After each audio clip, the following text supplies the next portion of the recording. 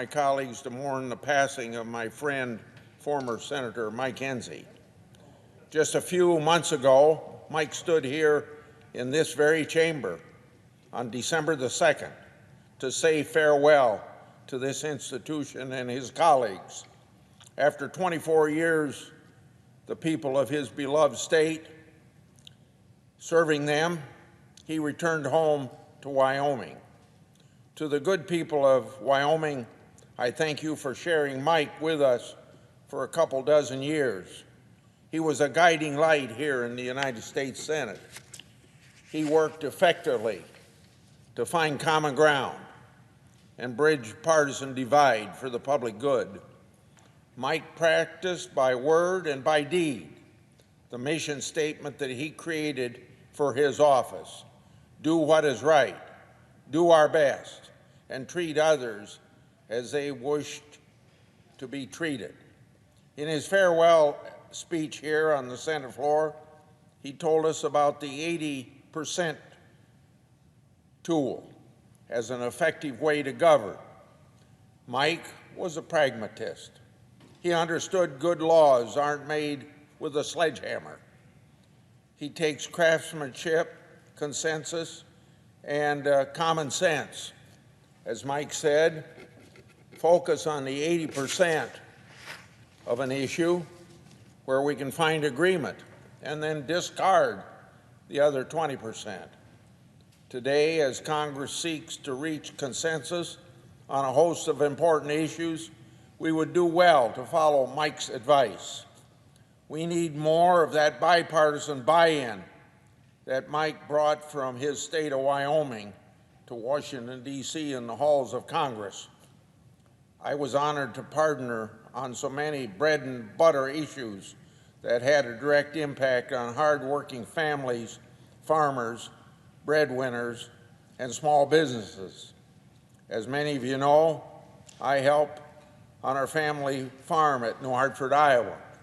Mike started and ran a family-owned shoe store in Gillette, his home there in Wyoming.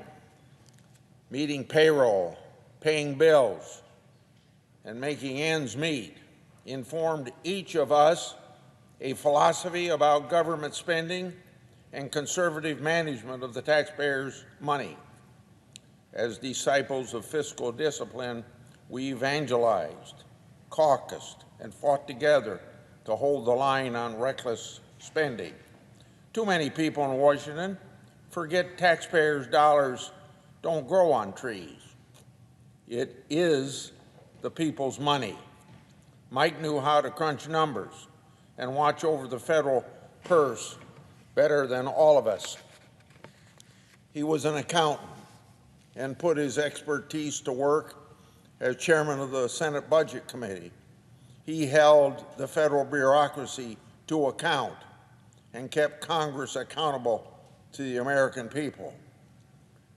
Re-elected by wide margins, Mike relished retail politics and fought for small businesses and retailers at the policy-making tables. Barbara and I traveled to Gillette once to attend a political event with Mike and his wife, Diana. The feeling in the crowd was insightful. The Enzis are beloved in Wyoming.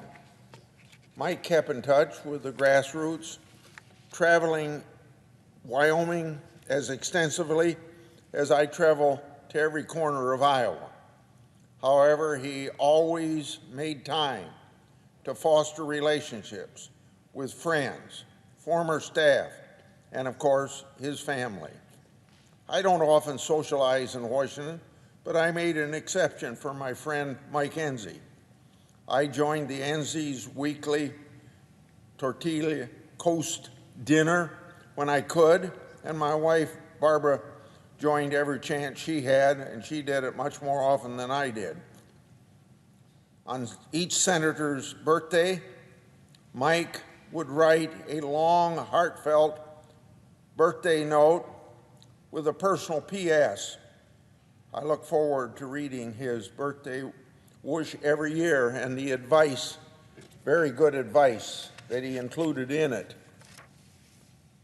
there was always a piece of advice or a challenge for the year ahead. Mike was humble, Mike was approachable, Mike was respected by all.